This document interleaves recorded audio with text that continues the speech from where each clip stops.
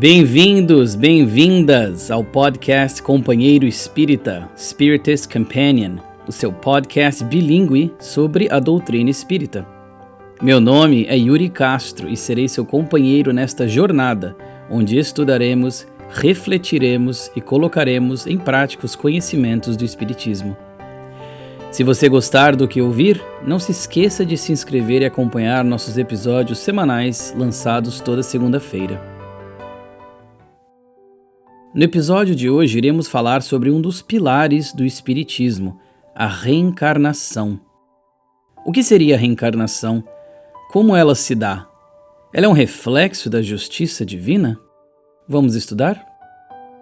Primeiramente, é importante salientar que o Espiritismo não possui direitos autorais para a reencarnação. O Espiritismo não inventou a reencarnação. A ideia da alma passar por múltiplas existências terrenas já era falada por egípcios, por gregos, hinduístas, budistas, druidas, persas, hebreus, dentre tantos outros. Pesquisadores, inclusive, viram que milhares de anos atrás, no período paleolítico, por exemplo, as pessoas enterravam os corpos em posições fetais, o que muitos interpretaram como uma forma que eles usavam para preparar o espírito para a reencarnação. Na ciência, nós também temos vários pesquisadores, como os doutores Ian Stevenson, Jim Tucker, Ellen Wambach, Satwan Parisha, dentre tantos outros, que fizeram pesquisas muito sérias em vários locais do globo, e as respostas são indiscutíveis, transcendem qualquer religião ou credo sobre a realidade da reencarnação.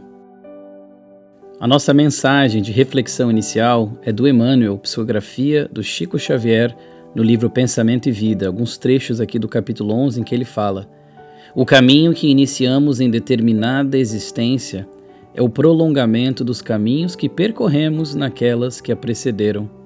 A justiça fiel, por misericórdia, nos concede o retorno para a bênção do reinício. Nosso berço no mundo é o reflexo de nossas necessidades, cabendo a cada um de nós, quando na reencarnação, honrá-lo com trabalho digno de restauração, melhoria ou engrandecimento.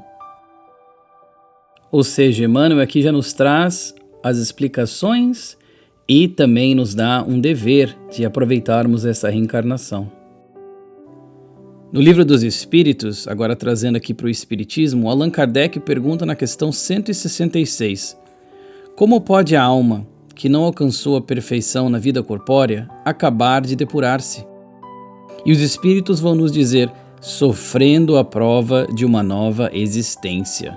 Ou seja, passando pela reencarnação, que é esse processo pelo qual o Espírito vai retornar à vida corporal quantas vezes forem necessárias a fim de se aperfeiçoar.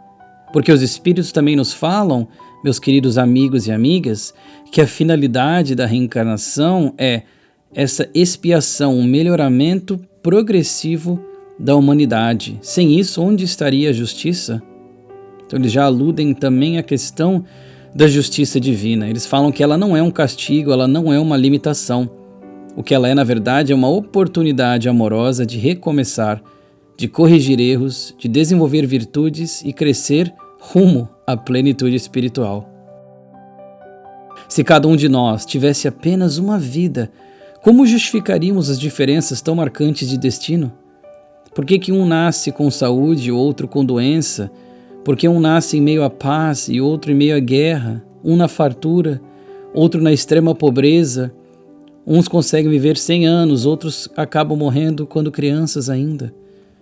Isso seria uma parcialidade, uma injustiça do nosso Criador, o que nós sabemos é impossível.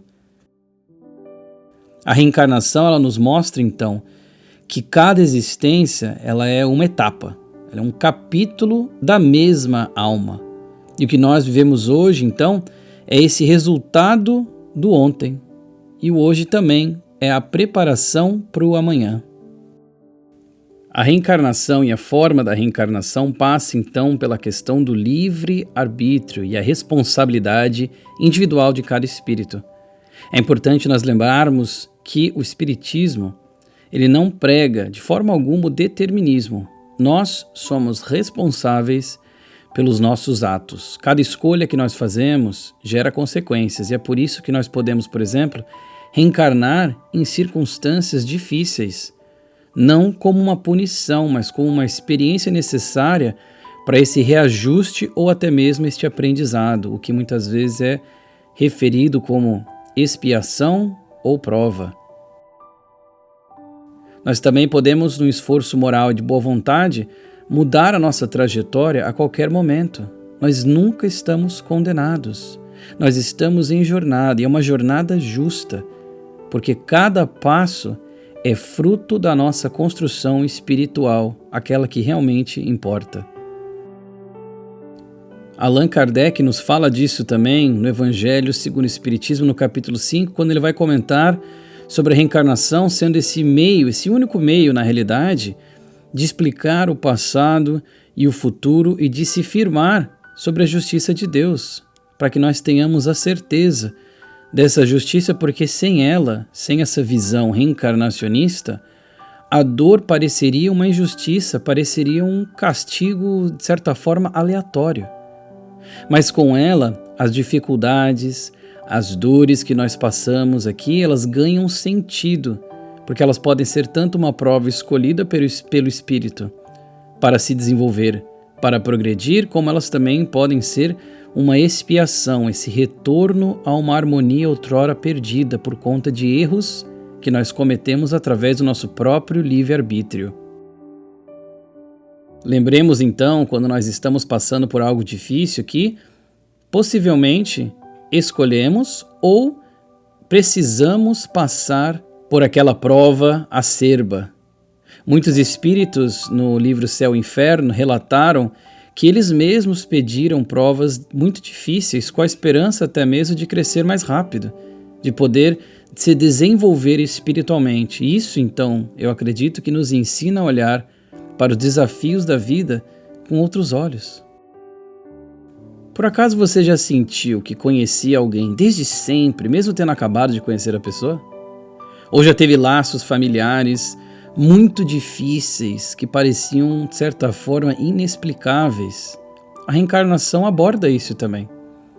No Livro dos Espíritos, eles vão nos falar que esses laços familiares desta reencarnação foram formados muitas vezes por espíritos que já conviveram em outras vidas. Alguns voltam juntos para fortalecer laços de amor, outros para resolver pendências do passado, aprendendo a exercitar o perdão como virtude. Porque nós aprendemos no Evangelho que não há acaso nas ligações da vida. As pessoas que nós nos encontramos aqui, reencarnados, principalmente aquelas próximas de nós, meus queridos amigos e amigas, são exatamente as pessoas que nós precisamos e devemos estar rodeados. E um dos mecanismos que auxilia, então, nesse progresso familiar enquanto reencarnados é o véu do esquecimento. Porque alguém pode falar, poxa, se eu já tive reencarnação anterior, por que eu não me lembro? Por causa desse mecanismo de sabedoria divina e de justiça que é o véu do esquecimento. Já imaginaram, se nós conseguíssemos lembrar tudo que passamos juntos com aqueles que nos rodeiam, quando nós estávamos em um outro momento, às vezes em outro local, com uma outra vestimenta carnal e uma outra posição? Seria muito difícil exercitar o perdão, colocar o amor em prática, se nós tivéssemos todas as memórias enquanto nós estamos encarnados aqui. E a culpa também, carregaríamos uma culpa muito grande.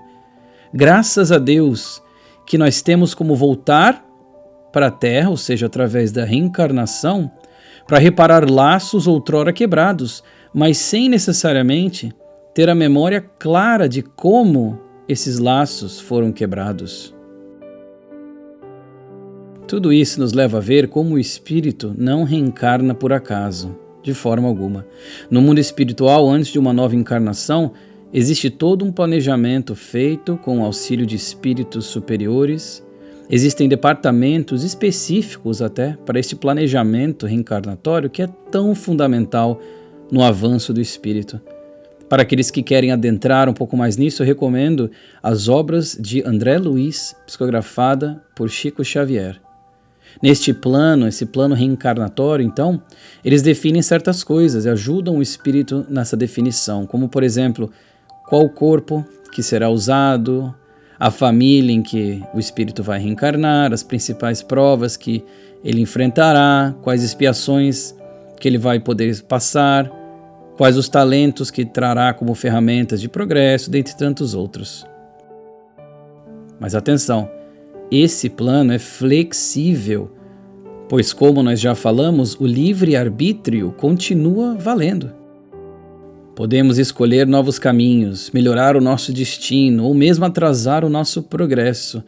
Tudo depende das nossas decisões conscientes que nós temos enquanto encarnados, porque muitas vezes fazemos planejamentos lá no plano espiritual para a nossa reencarnação e quando nós descemos aqui, estamos na carne com todas as dificuldades que aqui se encontram e nós acabamos nos desviando dos caminhos que nós mesmos escolhemos. Agora, para a parte mais prática aqui do nosso episódio, nós vamos pensar o seguinte: como nós somos espíritos imortais reencarnados, o que nós podemos aprender ou utilizar isso? De qual forma? Podemos primeiramente valorizar o presente, como esta oportunidade única e preciosíssima que nos é concedida. Existem muitos espíritos querendo reencarnar e nós estamos aqui com esta oportunidade. Podemos trabalhar pela reforma íntima, então, deixando para trás o egoísmo e o orgulho que tantas vezes foram responsáveis pelas nossas quedas espirituais. Podemos também aceitar nossas provas com coragem e fé, sabendo que essas provas, essas expiações, esses desafios, eles têm um propósito. Podemos agir com mais compaixão, entendendo que todos estão em estágios diferentes da caminhada evolutiva, que as pessoas ao nosso redor tiveram uma jornada evolutiva individual e única a elas. E com isso nós temos um olhar mais compassivo para essas pessoas, pelas suas dificuldades que ainda trazem em si. A reencarnação ela não é apenas um conceito filosófico religioso, então, meus queridos amigos, ela é um convite diário à transformação, à utilização da bênção que nós recebemos. Reencarnar é, acima de tudo, um ato de amor de Deus por nós. É a chance constante de aprender, crescer, de reparar os erros e evoluir. Como nosso querido Emmanuel nos fala, que a vida é uma escola, a terra é o nosso educandário, nosso corpo é uma bênção e cada existência é uma nova lição, cada existência é uma nova chance para um tão aguardado recomeço. Chico, na sua sabedoria e toda a sua simplicidade, nos falava que nós já vivemos muitas vezes, estamos com as pessoas certas, para ajustarmos os nossos corações e solucionarmos os nossos problemas. Ele falava, então, que na reencarnação ninguém erra de endereço. Que possamos aproveitar esta vida, esta existência única e sagrada, como oportunidade de sermos melhores do que fomos ontem. Com gratidão, com esperança e com a certeza da reencarnação como esse processo educativo e mais uma prova do amor de Deus para conosco.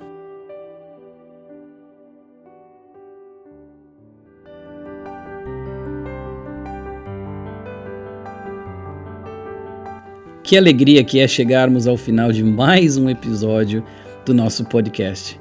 Muito obrigado pela sua presença aqui hoje, meus amigos e minhas amigas. Lembre-se, se essa mensagem tocou seu coração, compartilhe com alguém que também esteja buscando luz e esperança no caminho. Espero que hoje tenha sido útil, nem que seja um pouquinho. Nos encontramos na próxima segunda-feira. Até lá, fique em paz, valorize a sua encarnação e caminhe com muita fé. Com amor fraterno, seu companheiro espírita.